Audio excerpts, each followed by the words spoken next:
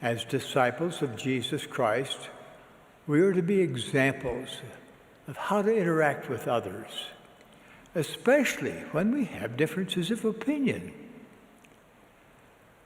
One of the easiest ways to identify a true follower of Jesus Christ is how compassionately that person treats other people.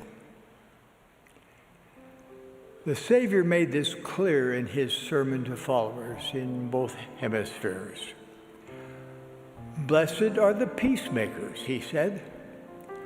Whosoever shall smite thee on the right cheek, turn to him the other also. And then, of course, he gave the admonition that challenges each of us. Quote, love your enemies. Bless them that curse you. Do good to them that hate you. And pray for them which despitefully use you and persecute you. End quote. Before his death, the Savior commanded his 12 apostles to love one another as he had loved them. And then he added, by this shall all men know that ye are my disciples, if ye have love one to another. The Savior's message is clear. His true disciples build, lift, encourage, persuade, and inspire, no matter how difficult the situation. True disciples of Jesus Christ are peacemakers. My dear brothers and sisters, how we treat each other really matters. How we speak to and about others, at home, at church, at work, and online, really matters. Today I'm asking us to interact with others in a higher, holier way. Please listen carefully. If there is anything virtuous, lovely, or of good report or praiseworthy that we can say about another person, whether to his face or behind her back, that should be our standard of communication. If a couple in your ward gets divorced, or a young missionary returns home early, or a teenager doubts his testimony, they do not need your judgment. They need to experience the pure love of Jesus Christ reflected in your words and actions. If a friend on social media has strong political or social views that violate everything you believe in, an angry, cutting retort by you will not help. Building bridges of understanding will require much more of you. But that is exactly what your friend needs. Contention drives away the Spirit every time. Contention reinforces the false notion that confrontation is the way to resolve differences, but it never is.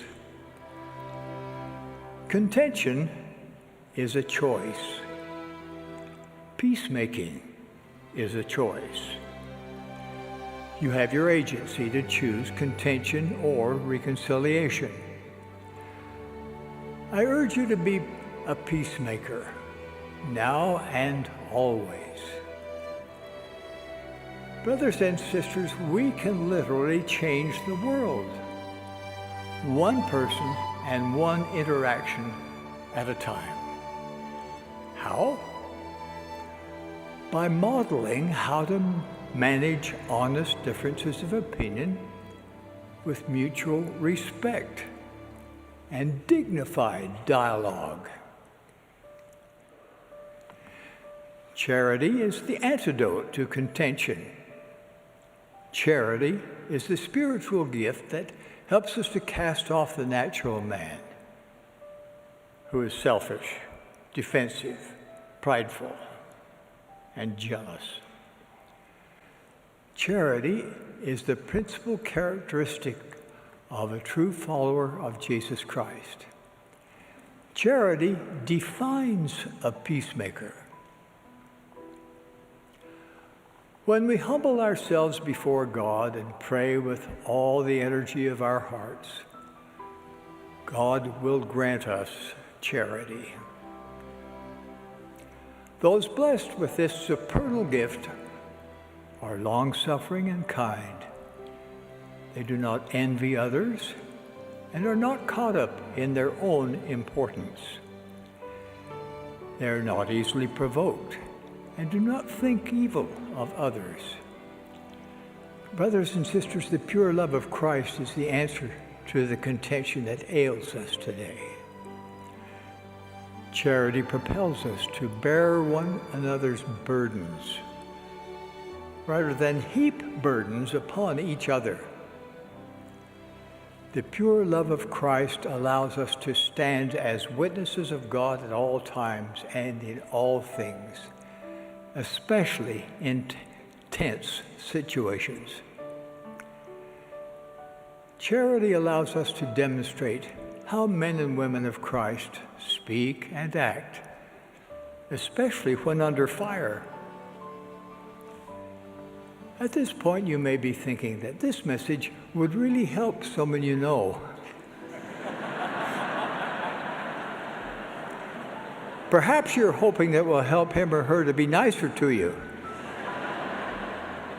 I hope it will.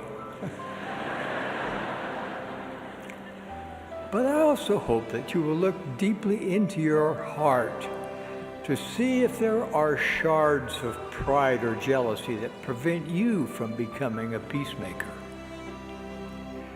If you are serious about helping to gather Israel and about building relationships that will last throughout the eternities, now is the time to lay aside bitterness. Now is the time to cease insisting that it is your way or no way. Now is the time to stop doing things that make others walk on eggshells for fear of upsetting you. Now is the time to bury your weapons of war. If your verbal arsenal is filled with insults and accusations, now is the time to put them away. You will arise as a spiritually strong man or woman of Christ. Let us as a people become a true light on the hill, a light that cannot be hid. Let us show that there is a peaceful and respectful way to resolve complex issues and an enlightened way to work out disagreements. As you demonstrate the charity that true followers of Jesus Christ manifest, the Lord will magnify your efforts beyond your loftiest imagination. The gospel net is the largest net in the world. God has invited all to come unto him. Black and white, bond and free, male and female. There's room for everyone. However, there is no room for prejudice, condemnation, or contention of any kind. My dear brothers and sisters, the best is yet to come for those who spend their lives building up others. Today, I invite you to examine your discipleship within the context of the way you treat others. I bless you to make any adjustment that may be needed so that your behavior is ennobling, respectful, and representative of a true follower of Jesus Christ.